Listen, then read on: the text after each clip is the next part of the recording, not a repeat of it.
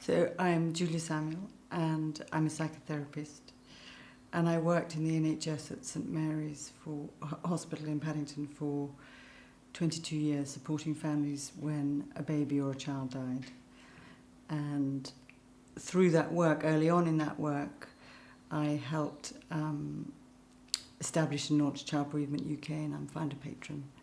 So I've been working with them, which supports families when a parent is bereaved or a child is bereaved. And what got me into it is both kind of, I think everyone who does this work is for your own reasons. I haven't had the death of a child or a significant loss, but I was brought up in a family where there had been multiple quite tragic losses that were never ever talked about and never grieved. And I didn't fully realise the impact on me until much later. The reason I'm a therapist is because I like building relationships with people, I like connection, I like being able to make a difference. And then I chose the therapy, I think, instinctively because of my own history with my parents. And it's certainly the best thing that I've ever done. I love what I do. And it's a strange job, and people often wonder why on earth do you spend every day of your working life talking to the bereaved, teaching bereaved, to the bereaved, writing about bereavement, loss. And really it's because I think unless we face death and loss and grief, we are in some way denying the real value of life, and that we need to hold both in order to fully engage with life. So I never intended to write a book. Virtually everybody I know has always wanted to write a book, and I didn't think I had anything to say. And I did a radio program, and an agent wrote to me and said, would I think of writing a book? And I said no. And she asked me for coffee, and she said, listen, you don't have to write it. I said, writing a book's like homework. It's like homework every day forever, and I can't face it. And she said, listen, just do a proposal. And if we get you a decent offer for the proposal, it's not like doing homework forever, and then we'll see what happens. And I sort of didn't do it for months, and then eventually I just woke up one day and I did the proposal very easily. And literally the book just came out of me. It was sitting, waiting to come, and I loved writing it. I mean, obviously I struggled and battered my head against the wall, but it was amazing what I remembered.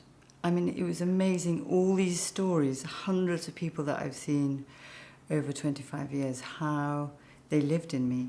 And it was so nice to be able to connect with them and find ways of finding a voice for them, and find ways of letting myself know what I had learned over the years. I didn't really know that I'd accumulated so many strong opinions, quite apart from anything else. And I wrote it, the voice that I hope comes across is that it's a personal voice, that they can feel me.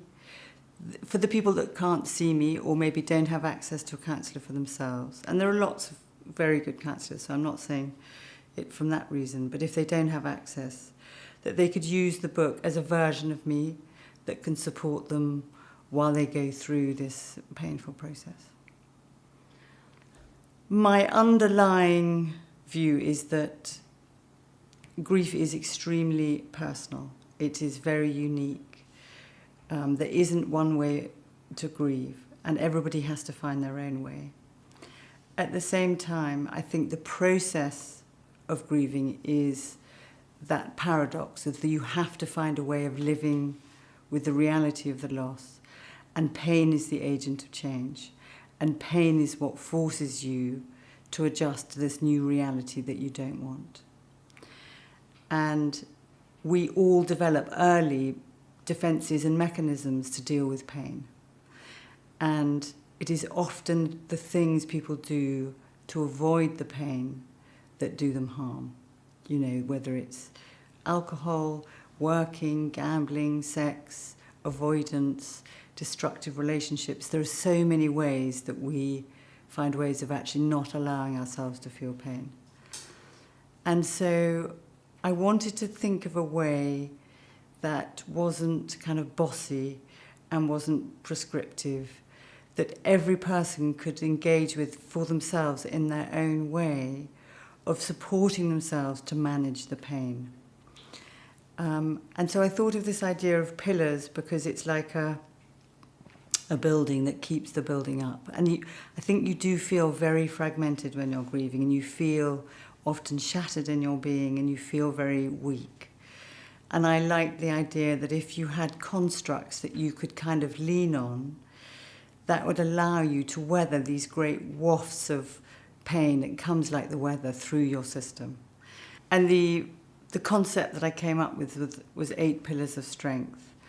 And they are the relationship with yourself, the relationship with the person that's died, ways to express grief, recognizing your limits, time, recognizing your relationship with time is altered, mind and body, limits, structure, and focusing.